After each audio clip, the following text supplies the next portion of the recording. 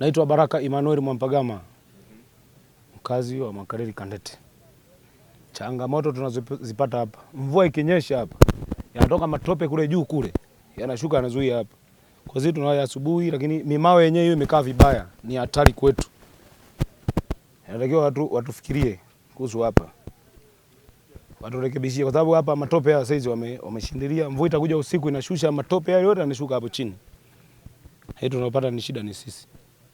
Tunaishukuru, ila katika kwanza kote watutangulizie hapa. Katika marekebisho yote watuanzie hapa, watufikirie hapa kwanza. Kote huko watakaorekebisha, lakini waanze hapa. Kwa sababu hapa ni hatari sana mshua. Kuna noa moja ilikuwa inapita, ilikozwa na jiwe limetoka kule juu, ila wapo. Tunapita hiyo siku ilikuwa Jumapili. Kwa majina naitwa Joseph Angulile Mwakatage. Ni mzao wa Mwakaleli. Changamoto yetu kwa barabara ni hapa tulipo, ambayo itakapotengamaa kwetu sisi itakuwa ni manufaa makubwa sana, kwa sababu kuna bidhaa nyingi zinatoka hapa mpaka kuelekea hapo Mbeya. Lakini itakapokamilika kwa viwango vya lami, mambo mengi yatakuwa tayari. Hilo tu. Shida ni nini ambayo iko hasa? Shida ni hapa tulipo kuna changamoto, mvua ikinyesha tu usafiri kwetu ni changamoto. Kujionea wewe mwenyewe maendeleo ya ujenzi wa barabara yetu hiyo kutoka Mbambo hadi Lupaso, lakini pia kuanzia kipande kile cha upande wa pili Busokelo mpaka Ukibanja, ambapo kama alivyozungumza Mheshimiwa Mbunge, sisi kwa kweli tunamshukuru sana Mheshimiwa Rais kwa fedha nyingi za ujenzi wa barabara hii, kwa sababu ilikuwa ni kilio cha muda mrefu cha wananchi wa jimbo hili la wilaya ya Rungwe, kwa maana majimbo yote mawili ya Rungwe na Busokelo, kwa sababu ndio fursa pekee ya kuweza kusafirisha bidhaa zao. Sisi wana Rungwe ni wazuri kwa kilimo, tunalima vyakula vya aina zote. Kwa hiyo bila kilimo kukitoa mashambani kukifikisha katika masoko inakuwa hatujafanya lolote. Lakini niombe kitu kimoja, Mheshimiwa Naibu Waziri, sisi Rungwe tunapata mvua kwa muda mrefu.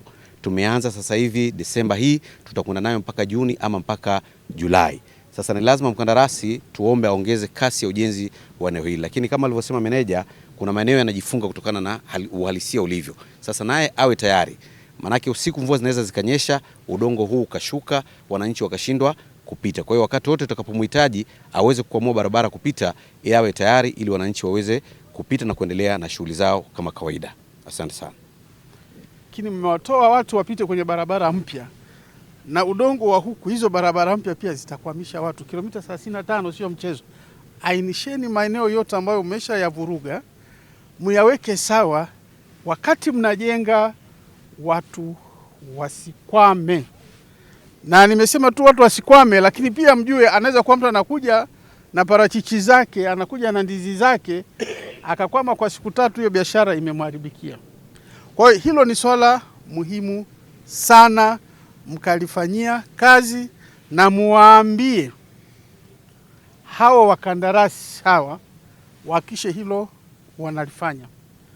Nina hakika kwamba wananchi wamepokea mradi vizuri, kwa sababu walikuwa na uhitaji, na Mheshimiwa Rais Dr. Samia Suluhu Hassan ameshatoa fedha za awali hizo 4.7 kwa ajili ya hawa watu kuanza, lakini bado 4% kwa mimi kwa muda